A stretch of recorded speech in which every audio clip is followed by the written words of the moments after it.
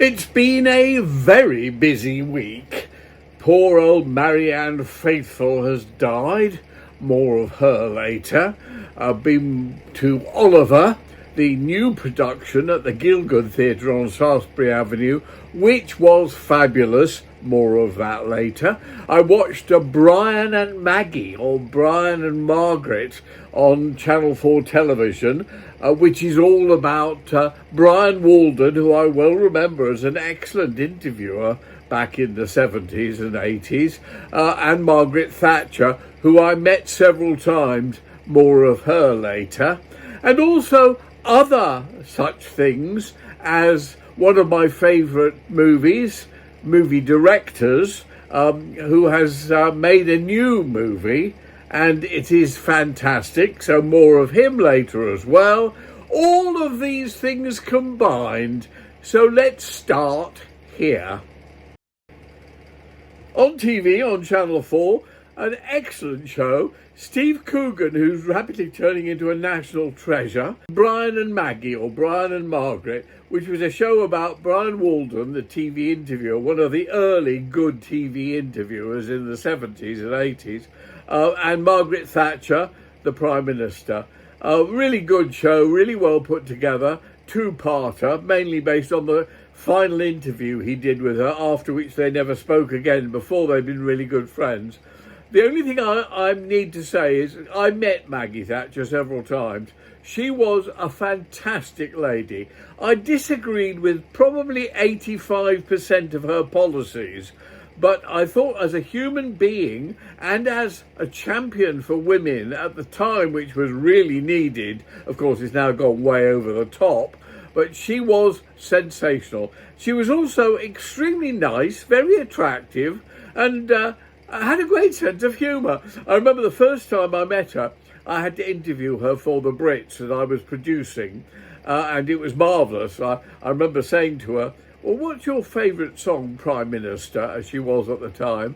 And she went, how much is that doggy in the window? And I looked at her and said, how did that go? Knowing full well how it went. And she looked at me knowing exactly what I wanted her to do, which she then did. How much is that doggy in the window? You could have heard a pin drop.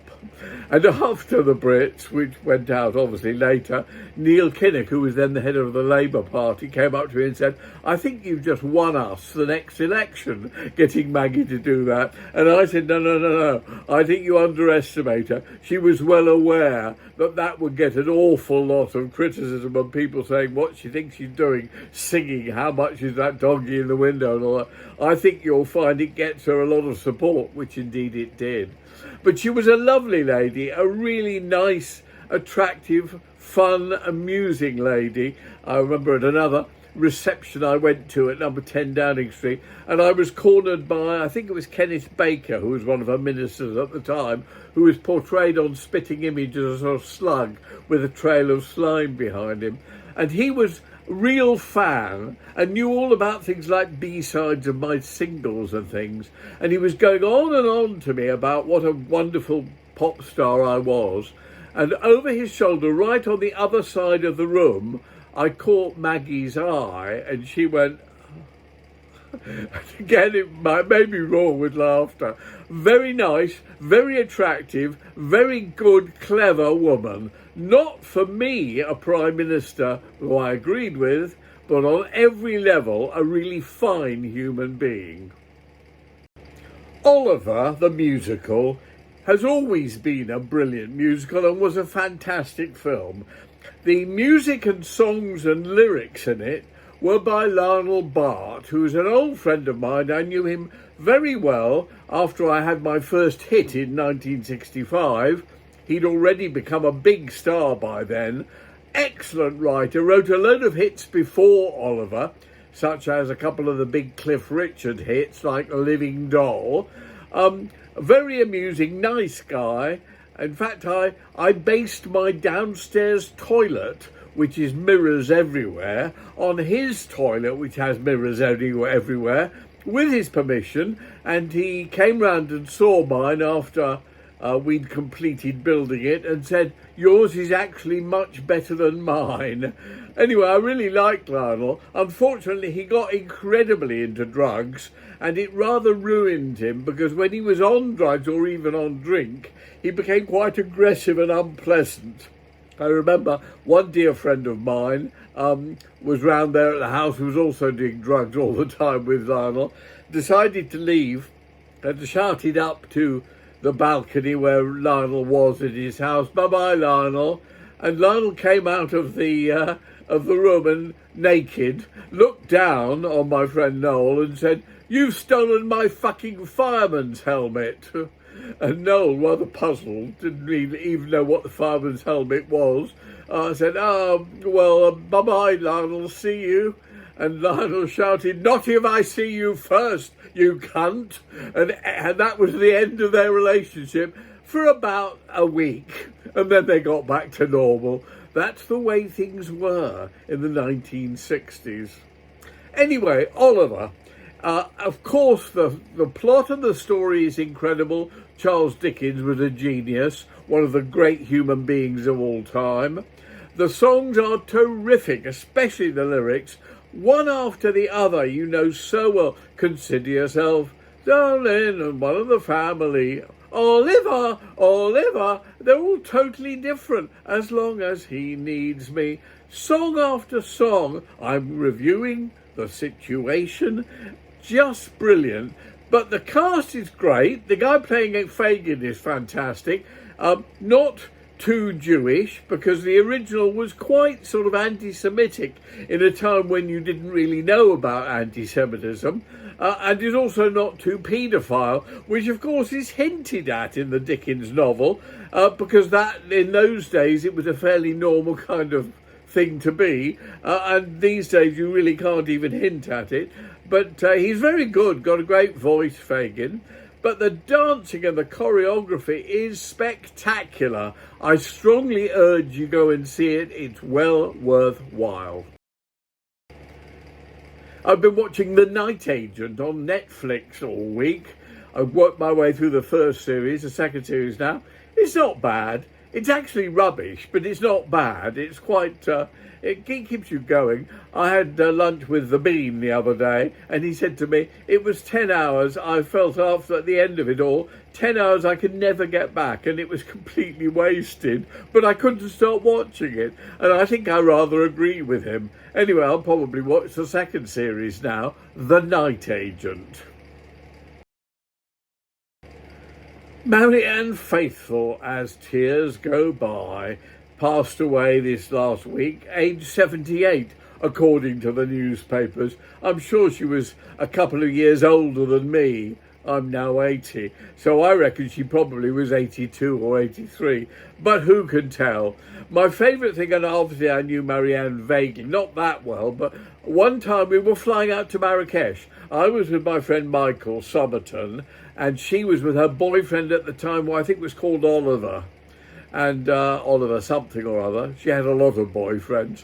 And we got off the plane, and she said, I'm having this brilliant birthday party tomorrow night. You must come. And she took the name of our hotel so she could contact us and give us directions and all of that. And I said, well, I thought to myself, I'm not into that. Anyway, Michael was dead keen to go, and she was staying with a friend in this beautiful house in the Medina.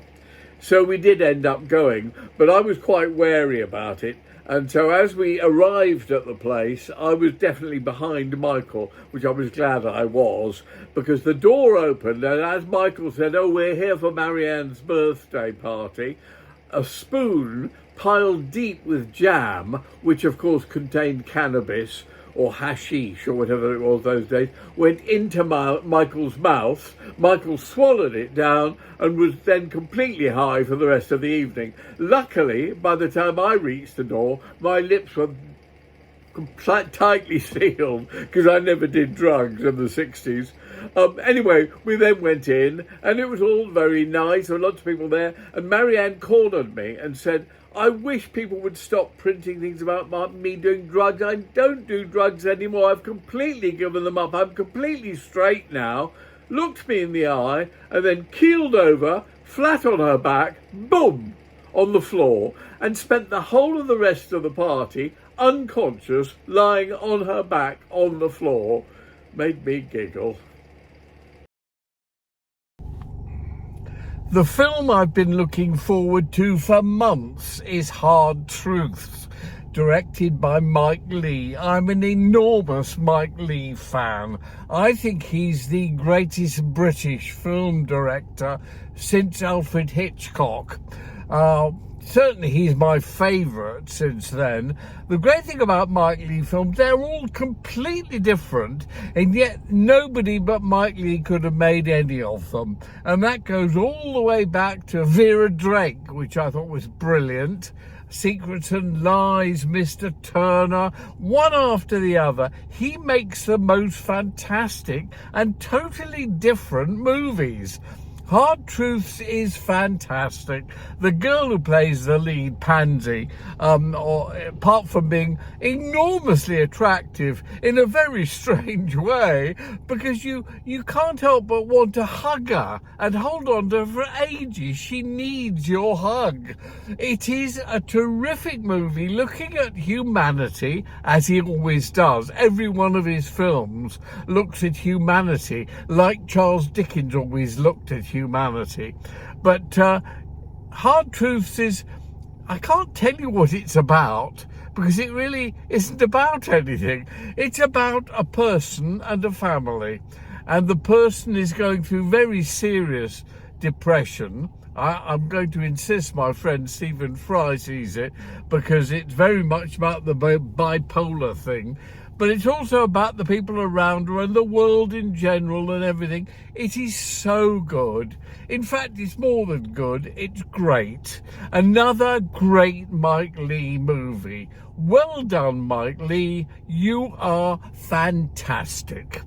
I don't want you thinking this is just a miserable kind of unhappy film. It's incredibly funny. In fact, one of the lines about babies and pockets is probably the best comedy moment since Del Boy fell over the bar. I loved it. See you next time.